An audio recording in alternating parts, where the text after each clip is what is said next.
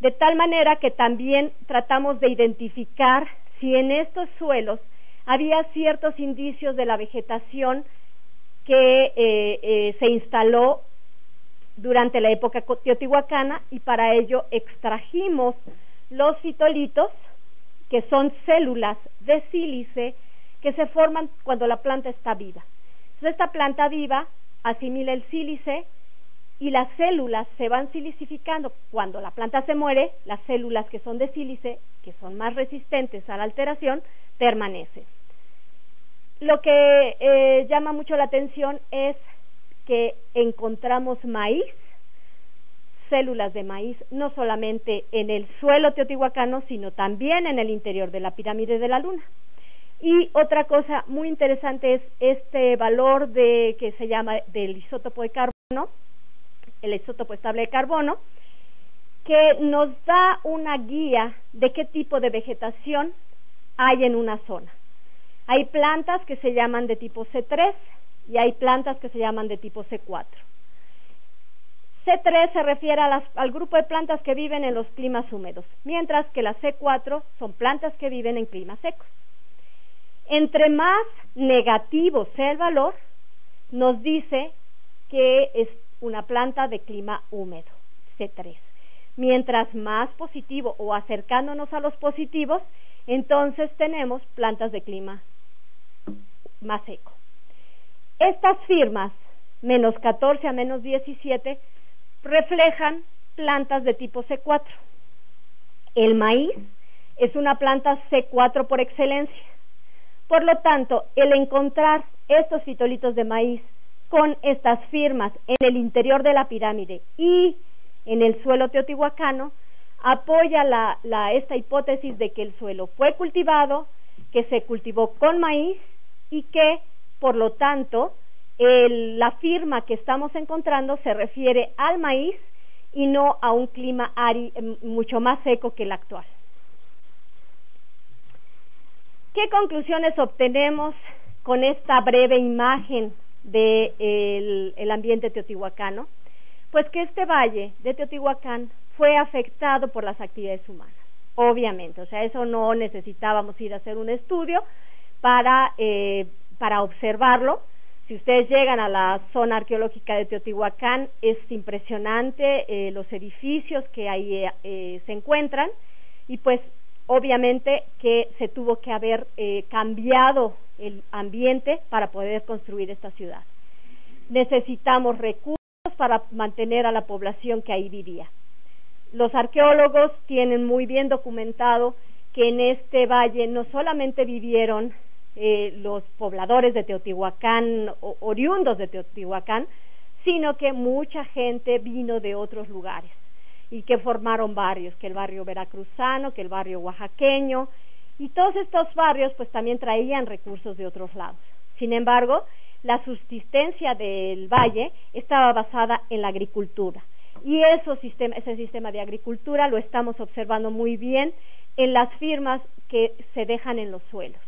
La cultivación causó una degradación en el ambiente porque se construyeron terrazas, se construyeron sistemas de riego, pero lo que nos sorprende más es el uso del suelo agrícola para rellenar el interior de la pirámide de la Luna.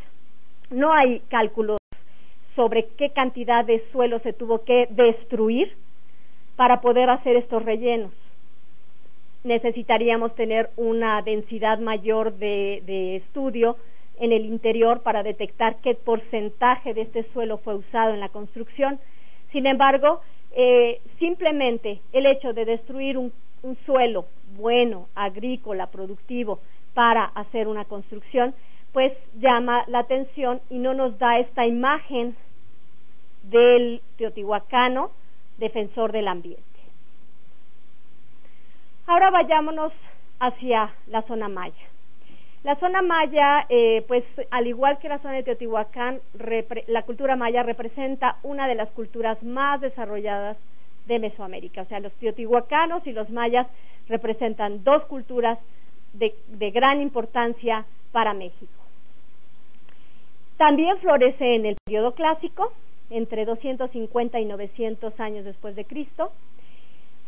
La densidad de población que se ha calculado entre 36 a 198 personas por kilómetro cuadrado, lo que también nos habla de una alta densidad de población, y por razones aún no bien establecidas tuvo un colapso a finales del Clásico, es decir, entre los años 800 y 900 después de Cristo. Este colapso se ha atribuido a grandes sequías. De hecho, hay muchas investigaciones que están orientadas a investigar precisamente la presencia de esta sequía a finales del Clásico, y se han logrado con éxito. Se ha logrado ver en los registros lacustres de Guatemala, de Belice, de la zona de la península de Yucatán, que sí existe este registro de la sequía. Pero al margen de esta situación que pudo ser temporal y que en realidad tendríamos que evaluar qué tan flexible fue el ambiente para que la población sí abandonara los sitios, pero después regresara y tuviera una densidad de población nuevamente alta. Esa es otra tarea que todavía está en la mesa de discusión. Lo que nosotros intentamos hacer fue entender cómo los suelos de la región de Yucatán fueron la base para la agricultura de los mayas y abastecer de alimentos a esta población. ¿Y por qué es un problema? O sea, puedes cultivar en los suelos y no hay ningún problema, pero resulta que Yucatán es una gran plataforma calcárea y prácticamente el 70% de los suelos de la región son suelos que tienen 25, 30 centímetros de profundidad en el mejor de los casos, y en muchos de ellos tenemos la roca aflorando en la superficie y suelos de 15 o 20 centímetros de espesor. Entonces, esto nos hace que nos venga a la cabeza, este suelo tan delgado es capaz de darle de comer a una población tan alta. Pues tuvimos que empezar a desarrollar algunas estrategias de entender cómo era este sistema del suelo. Y algo que llama mucho la atención es que a pesar de la poca profundidad, es un suelo con una alta biodiversidad. O sea, tenemos muchos agregados pequeños que le dan aireación a las plantas, que le dan nutrimentos a las plantas y que en un momento dado representa un suelo bueno para la agricultura. Entonces, pues, para entender más cómo cultivaban los antiguos mayas, hicimos un trabajo en un huerto familiar actual que tiene diferentes tipos de plantas, desde se cultiva la chaya, se cultiva maíz, se tienen algunos frutales. Entonces dijimos, bueno, pues vamos a estudiar el suelo de este huerto y ver la relación que hay entre el suelo y el tipo de cultivos que hace esta gente en la actualidad. Este es el huerto, este es, digamos, una imagen de este huerto con las diferentes plantas que tienen, y este es uno de los suelos más profundos que encontramos. Analizamos las propiedades de este suelo en el laboratorio. Les medimos su pH, la cantidad de materia orgánica, el nitrógeno, la retención de fósforo, porque es importante, las plantas toman fósforo y si este es retenido por el suelo, pues no está disponible para la planta y no puede crecer. Vimos qué cantidad de bases tiene, cuál es la densidad, es decir, qué tan compacto está el suelo, cuál es el contenido de arcilla, cuál es su permeabilidad para saber si no se inunda, si no tiene problemas de inundación, y la porosidad. Al margen de que yo les diga los valores que ya están viendo en la tabla, al ver el conjunto de resultados, observamos que son suelos bastante buenos, tienen suficientes bases para que las plantas coman, tiene un pH ligeramente alcalino que también es bueno para que desarrollen los procesos de toma de nutrimentos por parte de las plantas. Tenemos una relación de carbono-nitrógeno muy adecuada para la región. Entonces, pues vemos que el recurso suelo, a pesar de ser delgado, es bueno. Además, hicimos varios transectos con el fin de medir la profundidad del suelo. Y aquí está, digamos, el esquema que resultó de ese muestreo.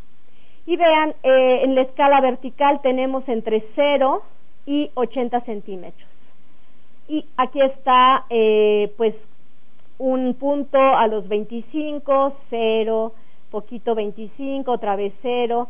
Entonces, es una heterogeneidad la que encontramos en la profundidad del suelo. De tal manera que, pues, esta conclusión primaria que tenemos es que son suelos bien estructurados, están muy desarrollados, tienen una alta cantidad de materia orgánica, una alta cantidad de nutrimentos, buenas propiedades físicas, de tal manera que las plantas pueden crecer sin ningún problema, las raíces pueden penetrar, pueden tomar sus nutrimentos. Su única limitación es la profundidad.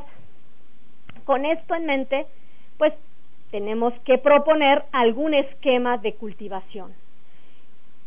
Lo que pensamos es que entre estos hoyos que se forman en las calizas, la caliza es carbonato de calcio, y como carbonato de calcio es muy soluble, entonces con el agua se van haciendo estas oquedades, en estas oquedades se va formando suelo, y entonces puede haber un cultivo de tipo maceta, utilizar el ambiente como si fueran macetas, en donde, de acuerdo a la profundidad de cada maceta, se puede plantar un diferente tipo de vegetación. En los huecos con mayor profundidad de suelo tendríamos árboles frutales, mientras que en suelos, en zonas donde la cubierta de suelo es muy somera, pues se pueden sembrar hortalizas. Esta idea no es una idea propia, no es una idea de un grupo pequeño.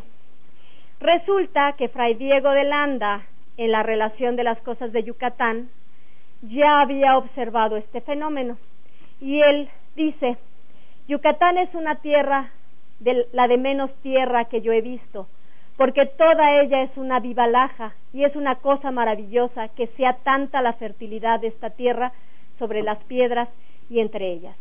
Entonces, en este caso, lo que quise mostrarles es cómo el recurso suelo representa uno de los aspectos más importantes para el sostenimiento de una civilización. Los mayas, a pesar de estas limitaciones, supieron aprovechar el recurso y supieron mantener una población. El punto es hasta qué